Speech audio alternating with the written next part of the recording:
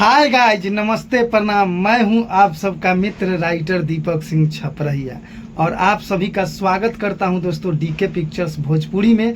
और आप सभी भाइयों के लिए आज एक बहुत ही यूनिक, एक ज़बरदस्त हिट मेटर देवी गीत लाया हूं दोस्तों, जो कि अपने गांव देहात के माटी से जुड़ा हुआ गीत है। एकदम ज़बरदस्त मेटर है दोस्तों। अगर इस गाना को अगर अच्छा से गाया जाए, अच्छा म्यूजिक बनाकर, तो ये गाना हिट होने से कोई नहीं रोक सकता है। तो आइए दोस्तों, सबसे पहले हम लोग स्टार्ट करते हैं मुखरा कि चढ़ गोइल दशहरा डोइनी मारता नजारा, चढ़ गोइल दशहरा डोइनी मारता नजारा, रह बच के ना तो देह पर कुछ भेजा दी।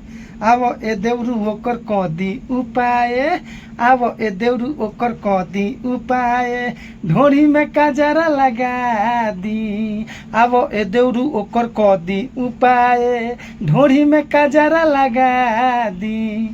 तो दोस्तों, अगर आप लोग हिंदी, भोजपुरी, मैथिली, मगही भाषा में गाना लिखवाना चाहते हैं, सभी प्रकार का हिट मेटर, तो आप संपर्क कर सकते हैं। हमारा नंबर है 6203408047, जो कि स्क्रीन पे नंबर दिया हुआ है दोस्तों। तो आइए हम लोग स्टार्ट करते हैं फर्स्ट अंतरा। एही समय में करेली सो डोइनी जादू टोना हो, तू ही तो एगो दुलरुआ बारो, ए हमार बाबू सोना हो। हाँ हाँ हाँ, यही समय में करेली सो डोइनी जादू टोना हो, तू ही तो एगो दुलरुआ बारो, ए हमार बाबू सोना हो। ए बाबू जोक टोक से बचाई के हुना ही नजरी आई, जोक टोक से बचाई के हुना ही नजरी आई, बुरा नजर से तोहके बचा दी, बचा दी।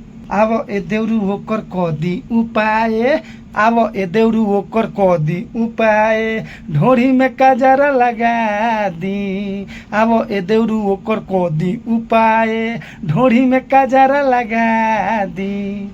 दोस्तों, अब लास्ट अंतरा। दीपक सिंह छपरहिया देवर रहेला चिंता तहार हो, तू तो कबो समझ न पैब, रखिला कतना ख्याल हो। दीपक सिंह छपरहिया देवर रहेला चिंता तहार हो, तू तो कबो समझ न पैब, रखिला कतना ख्याल हो। ऐसन मिली ना भौजाई तहर कहेली माई, ऐसन मिली ना भौजाई तहर कहेली माई, अभी ना दान बारो आवो समझा दी। आवो ए देवरू ओकर कदी उपाय, आवो ए देवरू ओकर कदी उपाय, ढोरी में काजरा लगा दी। आवो ए देवरू ओकर कदी उपाय, ढोरी में काजरा लगा दी।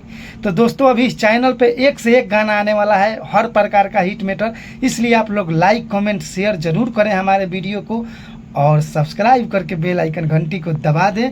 फिर मिलते हैं नेक्स्ट वीडियो में, तब तक के लिए टाटा बाय बाय, जय माता दी मित्र।